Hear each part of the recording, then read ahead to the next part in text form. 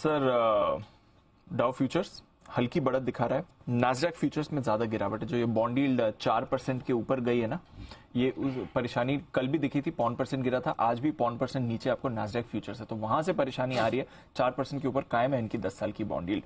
Europe में भी आज कमजोरी है सर, करीब 1% के नीचे आपको दिख रहे थे, अब थोड़ा रिकवर हुआ है। एक्चुअली यूरोप थोड़ा सा रिकवर हो रहा है, बट कमजोरी ही बनी हुई है वहां पर। रुपया 6 पैसे कमजोर है, तो वहां से कुछ एक्शन नहीं है। एशिया में भी मिला जुला ही एक्शन था, तो हमारे बाजार ज्यादा कमजोर दिख रहे हैं, ग्लोबल मार्केट्स भी सुस्ती हैं इस समय। क्या करना है सर?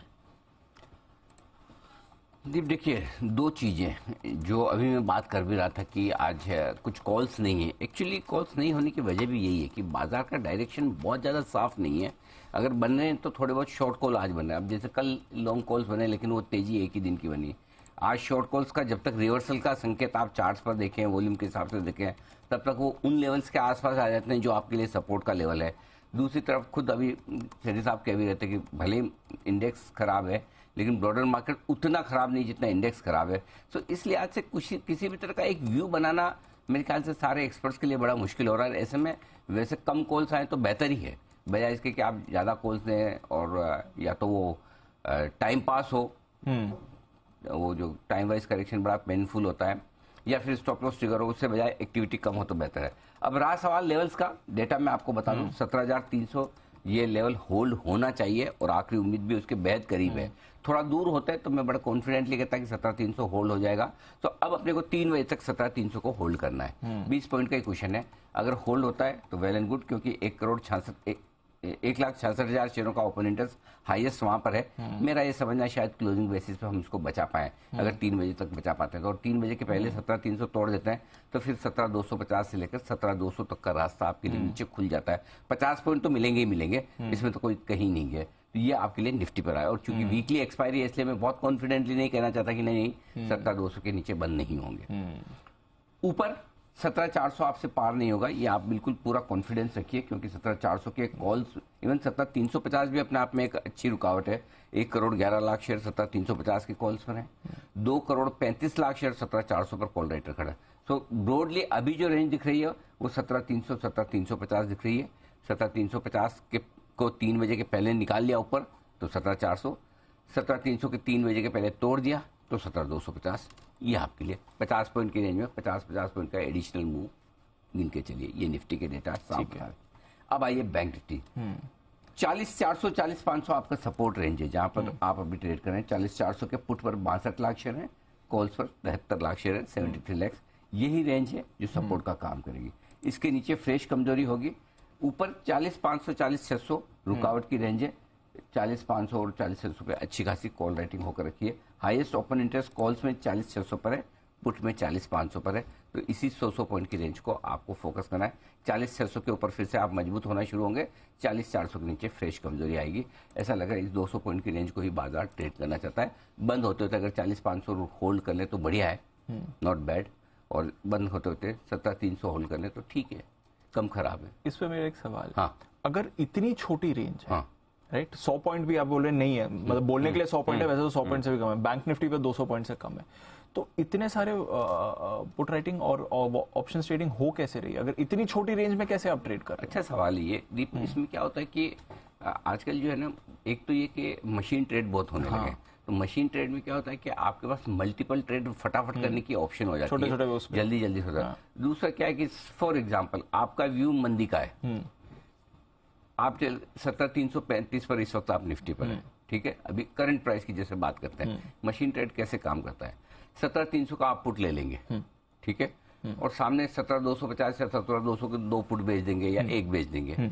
तो आपकी अनएक्सपेक्टेड अगर तेजी हो गई तो आप सेफ हैं, हाँ, करेक्ट, क्योंकि आपने हेजिंग भी कर रखी है। ये सिमिलरली मतलब मल्टीपल एक स्ट्रेटेजी में 4-4 6-6 ऑप्शन की स्ट्रेटेजी बनती है, राइट। तो उस 4-4 6-6 ऑप्शन की स्ट्रेटेजी में आखिरी दिन ये जो इतना भारी भरकम वॉल्यूम है, ये पूरा का पूरा टाइम डिके वाला मान रहा है। जैसे जैसे समय खत्म होता है, हाँ, जैसे जैसे आप एक्सपायरी के नजदीक जाते हैं, प्रीमियम आपकी उड़ती जाती है। तो वो प्रीमियम कमाने की तो अब क्या है, मशीन ट्रेडिंग की वजह से लोग बड़े स्मार्ट हो गए। तो वो क्या करते हैं कि एक ये जो टाइम वैल्यू है उसको पकड़ के खाने की कोशिश करते हैं, और सामने आउट ऑफ द मनी वाले ऑप्शंस में ट्रेड करके अपनी अनएक्सपेक्टेड रिस्क को हेज कर लेते हैं। सो कभी कभी मतलब आप एक रिस्क तो रहेगी अगर आपकी मार्केट में कमाने के लिए सबसे पहला इंपॉर्टेंट फैक्टर तो ये कि आपका व्यू सही होना चाहिए। अगर व्यू गलत है तो आप 1000 स्ट्रेटेजी बना दो, आप नुकसान से थोड़ा बच सकते हो, लेकिन आप ये कहें कि मेरा व्यू गलत होने पे भी मैं प्रॉफिट बनाऊंगा, ऐसा तो संभव ही नहीं है। Right, correct. और व्यू गलत होगा तो थोड़ा बहुत तो पैसा लेके ही जाएगा। सो आई थिंक आजकल जो मशीन ट्रेड में हो रहा है वो ये हो रहा है कि आप मल्टीपल ऑप्शंस में ट्रेड करते हैं। नजदीक की स्ट्राइक प्राइस वाले खरीद लेते हैं, दूर की स्ट्राइक प्राइस वाले 1 या 2 बेच देते हैं, और उसके हिसाब से आप स्ट्रेटजी बनाते हैं। तो उससे होता ये है कि आपको टाइम वैल्यू का फायदा मिल जाता है, और इस बीच में अगर आपका व्यू जो सही पड़ गया तो मोटा पैसा आ जाता है। तो इस वजह से ये ऑप्शंस का ट्रेड ज्यादा हो रहा है, एक चीज ये। दूसरी चीज जिस वजह से ऑप्शन में वॉल्यूम ज्यादा हो रहा है, ऑप्शन का सस्ता होना।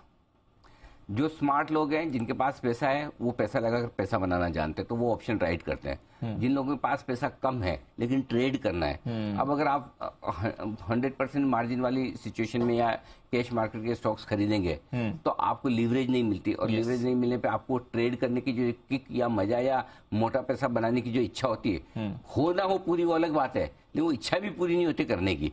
इसलिए लोग ऑप्शन की ट्रेडिंग में ज्यादा आ रहे हैं। फिर यहाँ पर ऑप्शन में आपको वॉल्यूम बढ़ते हुए दिख रहे हैं। तो ये दोनों चीजें जिसकी वजह से ऑप्शन भारी भरकम एक्शन में आ रहा है। तो ये रिटेल करे क्या इसमें, या वो जो इतनी क्षमता नहीं है कि इतनी जल्दी अपने ट्रेड स्क्वायर ऑफ करें, नए ट्रेड्स ले सकें, या इतने मल्टीपल लॉट्स नहीं, 2-3 लॉट्स में स्किल ट्रेडर्स का काम, रिटेल का काम है ही नहीं। अटक जाते हैं ये रिटेल का काम है नहीं। हेज फंड्स का, स्किल ट्रेडर्स का, मशीन लर्निंग, मशीन ट्रेडिंग करने वालों का काम है। और इसीलिए होता है कि आमतौर पर रिटेल इन्वेस्टर्स के पैसे लग जाते हैं। जो हम बात कर रहे थे कुछ दिन पहले, ये ऑप्शंस ट्रेडिंग में 99% लोग नहीं कमा पा रहे हैं।